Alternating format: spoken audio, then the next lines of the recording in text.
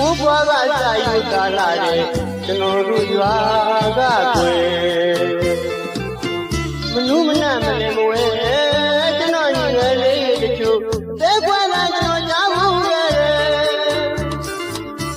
အချစ်ကိုကပိုင်းနိုင်ကြလေရသူတို့ရဲ့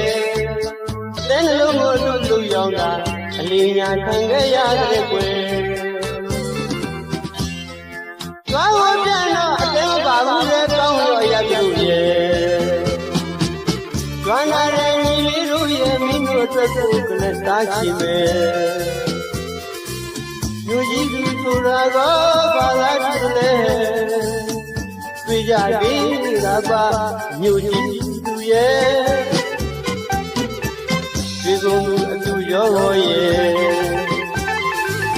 မင်းတို့နဲ့မာယာစိတ်လို့ကိုရင်ပြမတော့ပြန်တော့ပဲကြိုင်းရကနာ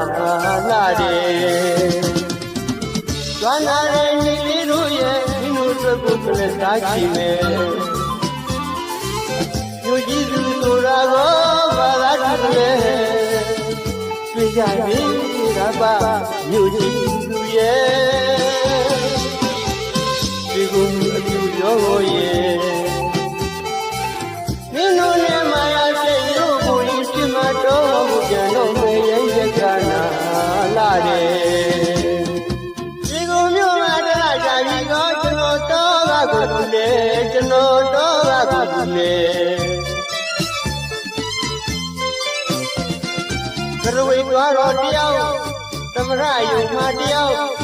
အင်းအားလေးမှာတယောက်ဒီကုန်းဘူးရင်တယောက်ဟောတယောက်တွေ့ဖြစ်လိုက်တယ်မြို့ရှိကုန်ကြီးလေမင်းတို့ရာပြီဆက်လိုက်ပြီးသိညီလေးတို့ရဲ့ဒီကုန်းလူညာမြသွားပြီးွယ်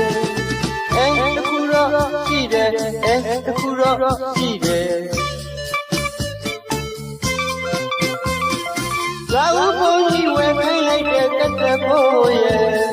ကျမ်းမရဲ့အချံမိုးရဲ့ဝါရောင်ကြီးယူလာခဲ့တဲ့ကျွန်တော်ရဲ့ငွေရဲ့အခုပေါင်းလိုက်ရင်ငါတော့ကြော်ရဲ့ဒီလိုကိုတွေ့ရင်ပြီးရှူရင်တက်တောင်းခဲ့ပြီဘောကွယ်ဒီလောက်တော့ရှိမှာပေါ့နော်ကွယ်နော်ကွယ်ဒီလောက်တော့ရှိမှာပေါ့နော်ကွယ်နော်ကွယ်ဒီကုန်းသူလေးအညာမီသွားတာ